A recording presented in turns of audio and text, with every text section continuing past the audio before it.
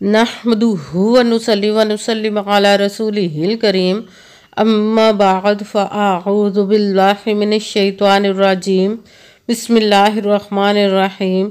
मेरे मुअज़्ज़ज़ सामाईन अकराम, अस्सलामु अलैकुम व रहमतुल्लाहि व बरकातुहू।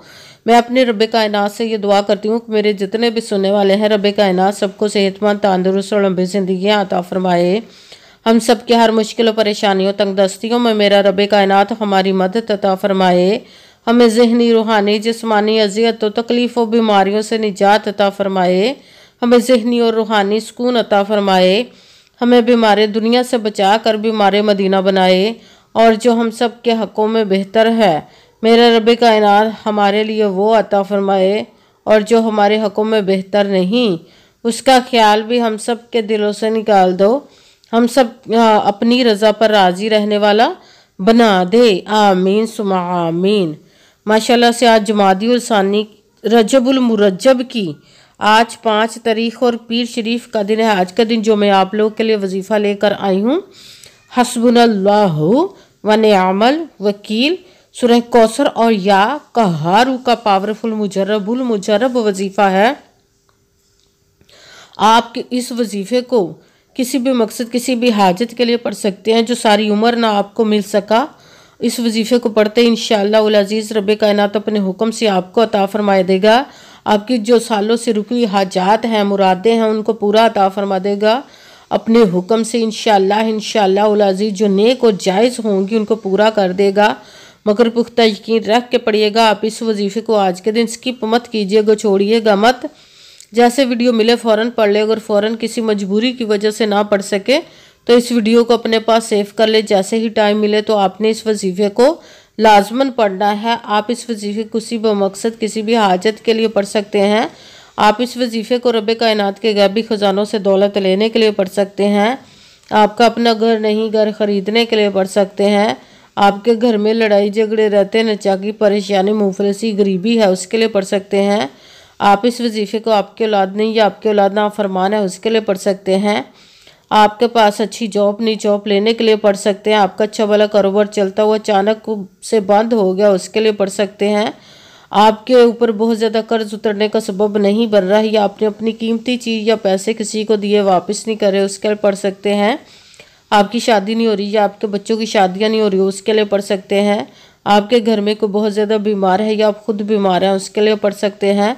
आपके घर में, आपकी ज़िंदगी में सुकून नहीं है, आपके कारोबार में, दौलत में, रिज़्क में बरकत नहीं, उसके लिए पढ़ सकते हैं।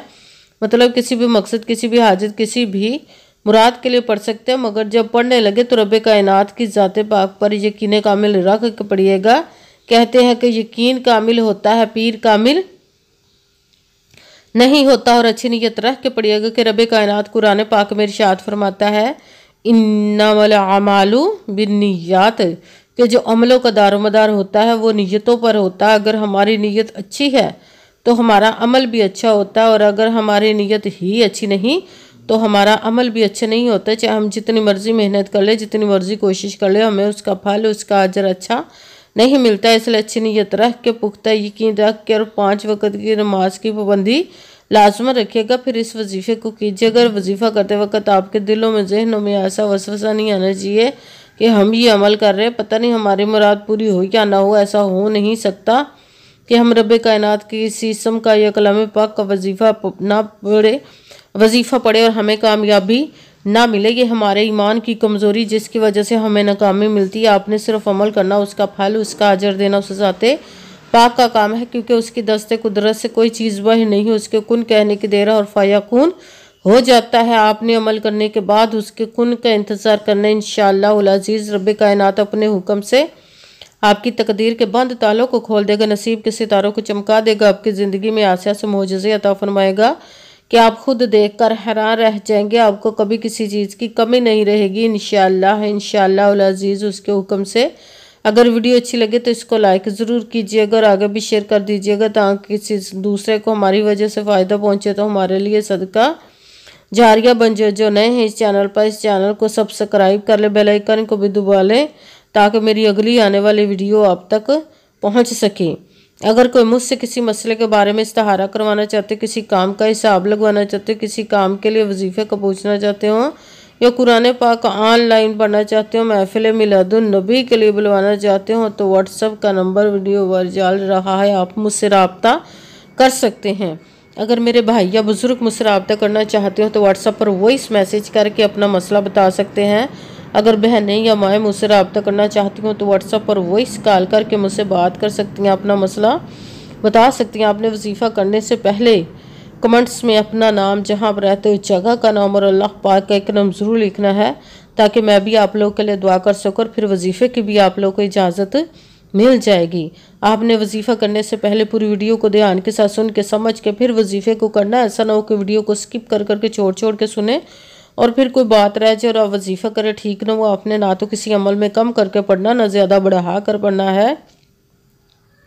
अगर हम कम या ज़्यादा कर देते तो वो हमारा वजीफ़ा ठीक नहीं होता, हमें कामयाबी नहीं मिलती। इसलिए आपने मुकम्मल वजीफ़ा जिस तादाद और जिस तरतीब के साथ मैं बताने लगी, उसी तादाद और उसी तरतीब के साथ आपने इस अमल को पढ़ना है। आप इस अमल को आज के दिन किसी भी वक्त जगह पर बैठ कर पढ़ सकते, घर में, ऑफिस, मदरसा, यूनिवर्सिटी, कॉलेज, शॉप पे, मगर जब पढ़ने लगे तो बिल्कुल खामोशी, तवज्जो, सुकून के साथ पढ़ना। वजीफे के दरमियान ना तो आपने किसी से बात करनी है, ना उठना, ना फ़ोन इस्तेमाल करना। अगर हम वजीफे के दरमियान किसी से बात कर लेते या उठ जाते तो वो हमारा वजीफ़ा ठीक नहीं होता, हमें कामयाबी नहीं मिलती। इसलिए आपने मुकम्मल वजीफ़ा पढ़ने के बाद किसी से बात करनी, उठना या कि फ़ोन इस्तेमाल करना है।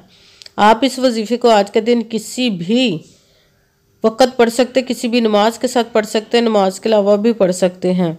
अगर नमाज के साथ पढ़ रहे हैं तो नमाज मुकम्मल पढ़ने के बाद, दुआ मांगने के बाद आपने इस अमल को पढ़ना है। अगर नमाज के अलावा पढ़ रहे हैं तो बावजू होकर ऐसी जगह पर बैठ कर पढ़ना है जहाँ बिल्कुल खामोशी, तवज्जो, सुकून के साथ आप इस अमल को पढ़ सकें। आप इस अमल को आपने जब इस अमल को पढ़ने के लिए बैठ के तो एक मरतबा आपने दरूद पाक पढ़ना, कोई सा भी दरूद पाक पढ़ सकते हैं, मगर दरूद इब्राहिमी जो नमाज में पढ़ा जाता है वो वाला दरूद पाक पढ़ ले तो ज़्यादा बेहतर, वरना कोई सा भी दरूद पाक आप पढ़ सकते हैं। दरूद पाक पढ़ने के बाद आपने एक मरतबा आऊज़ु बिल्लाहि मिनश शैतानिर रजीम बिस्मिल्लाहिर रहमानिर रहीम पढ़कर अपने मकसद की नियत कर लेनी, जिसके लिए आप इस अमल को पढ़ने लगे। फिर पहले नंबर पर जो आपने वजीफ़ा पढ़ना है वो है कुरान पाक की एक आयत मुबारक का पढ़ना है, हस्बुनल्लाहु व निअमल वकील, हस्बुनल्लाहु व निअमल वकील, हस्बुनल्लाहु व निअमल वकील, हस्बुनल्लाहु व निअमल वकील, हस्बुनल्लाहु व निअमल वकील, हस्बुनल्लाहु व निअमल वकील, हस्बुनल्लाहु व निअमल वकील। इसको आपने 11 मरतबा 11 टाइम पढ़ना। फिर दूसरे नंबर पर जो वजीफ़ा पढ़ना, कुरान पाक की सबसे छोटी, लाडली, ज़िद्दी सूरत, जिसको दौलत का पावरफुल मुजरब वजीफ़ा माना जाता है, सूरह कौसर का अमल पढ़ना है। सूरह कौसर को आपने बिस्मिल्लाहिर्रहमानिर्रहीम इन्ना आअतैना कल कौसर फसल्लि लिरब्बिका वनहर इन्ना शानिअका हुवल अबतर, बिस्मिल्लाहिर्रहमानिर्रहीम इन्ना आअतैना कल कौसर फसल्लि लिरब्बिका वनहर इन्ना शानिअका हुवल अबतर। सूरह कौसर को आपने 33 मरतबा 33 टाइम पढ़ना। भी साथ तीसरे नंबर पर जो वजीफ़ा पढ़ना वो रब कायनात के एक किस्म मुबारक का या कहारू, या कहारू, या कहारू, या कहारू, या कहारू, या कहारू, इसको आपने 11 मरतबा 11 टाइम पढ़ना है।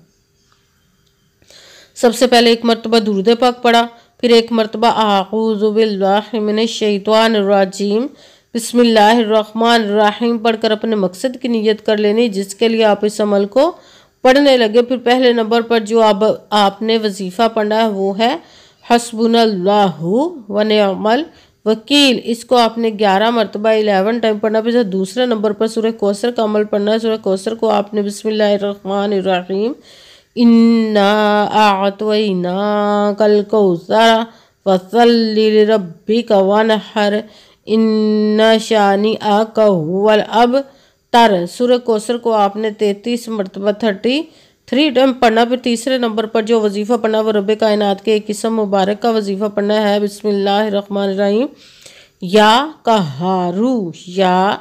कहारू इसको आपने 11 मरतबा 11 टाइम पढ़ना। फिर वही दुरूद पाक पढ़ना जो दुरूद पाक आपने वजीफ़ा शुरू करने से पहले पढ़ा था। जब दुरूद पाक पढ़ लिया, अब आपका वजीफ़ा मुकम्मल हो गया। अब आपने दोनों हाथों को रब कायनात की बारगाह अक़दस पे बुलंद कर लेना। सबसे पहले अपने गुनाहों की बख्शिश की दुआ मांगनी। फिर जिस मकसद जिस हाजत के लिए आपने इस अमल को किया उसकी खूब दुआ कीजिएगा और दुआओं में मुझे भी याद रखिएगा, मेरे लिए भी दुआ कीजिएगा। जज़ाकल्लाहु खैरा। जिस मकसद जिस हाजत के लिए आपने इस अमल को किया, रब कायनात अपने हुक्म से अपने प्यारे महबूब के सदका से अपने कलाम पाक और इसमें मुबारक के सदक़े आपकी तमाम नेक और जायज़ हाजात को कबूल और मंजूर अता फरमाए इंशाअल्लाह अज़ीज़ अपने हुक्म से। आमीन सुमा आमीन। अस्सलामु अलैकुम व रहमतुल्लाहि व बरकातुहू।